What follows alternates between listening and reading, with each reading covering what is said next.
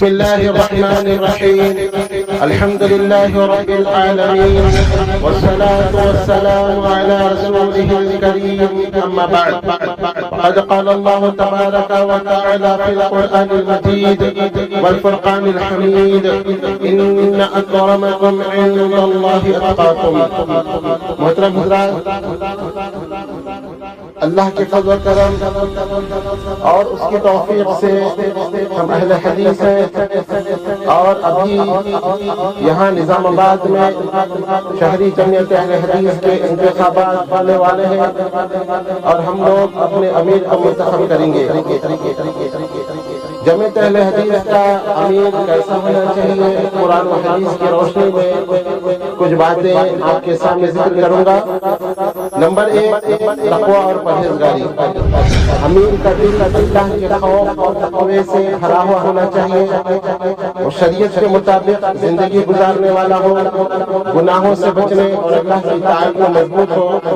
اللہ تعالیٰ قرآن مجید میں ارشاد فرماتا ہے، سورہ حجرات آیت نمبر 13: ان اکرمکم عند اللہ اتقاکم، تم میں سب سے زیادہ معزز وہ ہے جو سب سے زیادہ متقی ہو۔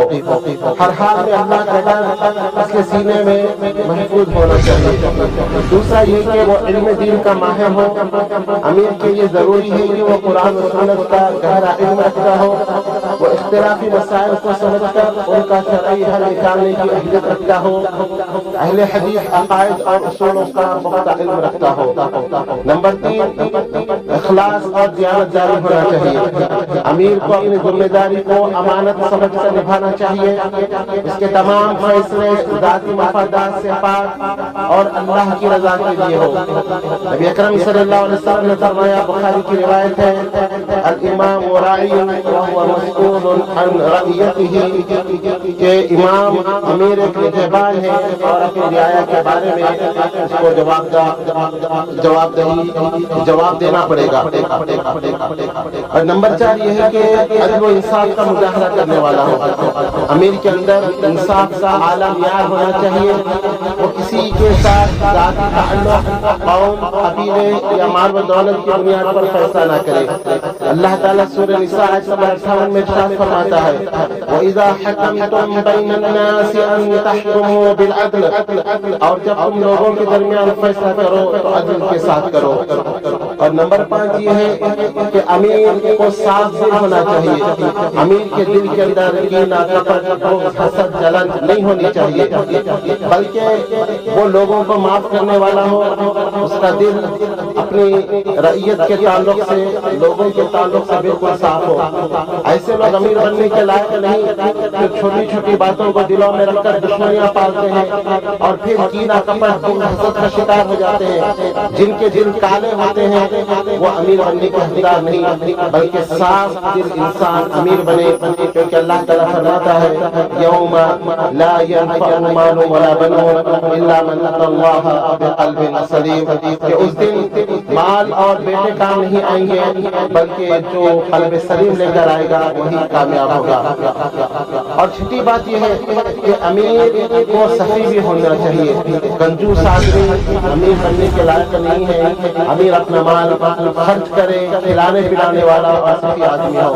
اسی طرح اہم بات یہ ہے، نمبر 7 سمجھیا کہ امیر کے اندر فیصلہ سازی اور حکمت عملی ہونا چاہیے۔ امیر کے پاس مضبوط فیصلہ کرنے کی قوت اور حکمت عملی ہونا چاہیے۔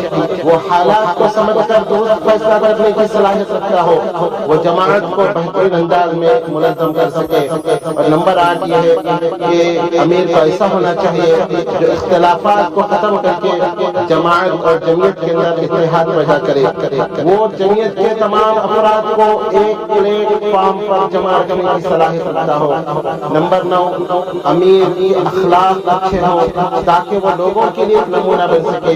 اس کی زبان، اس کا عمل، اس کا رویہ شریعت کے مطابق ہو، اور نبی اکرم صلی اللہ علیہ وسلم کے اسوہ حسنہ کو وہ اپنانے والا ہو، ان کو قربان رکھنے والا ہو، دل کا صاف ہو۔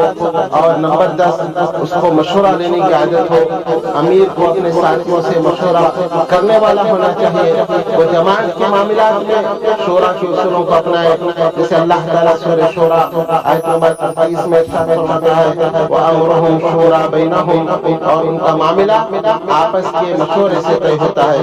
اور نمبر 11 یہ ہے کہ امیر کو صبر، برداشت اور مشکل حالات میں ثابت قدم رہنے والا ہونا چاہیے، وہ جماعت کی مشکلات کو سمجھ کر ان کا حل نکالنے میں ماہر ہو۔ اور نمبر 12 امیر کے اندر دعوت دین کا جذبہ ہونا چاہیے۔ ہم دیکھتے ہیں کہ امیر جب بن جاتا ہے تو کوئی دعوت کا کام وہ نہیں کرتا، بس امیر بن کر وہ حکم چلانا چاہتا ہے۔ ایسا آدمی امیر نہ بنے، بلکہ ایسا آدمی بنے جس کو جماعت سے محبت ہو اور وہ اس جماعت کے پیغام کو عام کرنا چاہتا ہو، اس کے اندر دعوتی جذبہ ہو، اس پہ فکر ہو کہ کیسے یہ قرآن و حدیث کی دعوت اور لوگوں تک پہنچے، کیسے میں دعوتی کام کروں، حلقے واری کمیٹیوں میں وہ دعوتی کام دے، وہ ماہانہ ان سے رپورٹ لے اور ہر حلقے میں یہ کہے کہ بھائی آپ کو اپنے حلقے میں کام کرنا ہے، ہفتے واری استعمال خواتین کے اندر اور اس طرح پروگرام اور لوگوں کے اندر دعوتی کام پھر ہم کو رپورٹ دے۔ لیکن یہاں دیکھنے میں آتا ہے کہ امیر شورا کو صرف الیکشن کے لیے استعمال کرتا ہے، اور جب الیکشن ہو جاتے ہیں تو شورا کی کوئی اہمیت نہیں ہے، حلقے واری کمیٹیوں کی کوئی اہمیت نہیں ہوتی، تو امیر کو ایسا نہیں ہونا چاہیے۔ اور پھر اہم بات یہ ہے کہ امیر مالی معاملات میں شفافیت رکھے، مالی معاملات میں انتہائی دیانتدار و شفاف ہونا چاہیے، جماعت کے مال کو امانت سمجھ کر خرچ کرے اور اس کا حساب رکھے۔ اور ایک اہم بات یہ ہے کہ امیر کو جسمانی طور پر مضبوط اور ذہنی طور پر حاضر باش ہونا چاہیے، وہ طویل جدوجہد اور مشکلات کا سامنا کرنے کی صلاحیت رکھتا ہو۔ خلاصہ یہ ہے کہ جمعیت اہل حدیث کا امیر ایسا شخص ہونا چاہیے جو قرآن و سنت کی روشنی میں زندگی بسر کرتا ہو، مضبوط ایمان، تقوی، عدل، حکمت اور بہترین اخلاق کا مالک ہو، حامل ہو، اس کے فیصلے اللہ کے رضا کے لیے ہو اور وہ امت کو متحد رکھنے کی صلاحیت رکھتا ہو۔ اللہ تعالیٰ سے دعا ہے کہ اللہ تعالیٰ اسی طرح کا امیر ہمیں عطا فرمائے، آمین یا رب العالمین۔ وآخر دعوانا الحمد للہ رب العالمین۔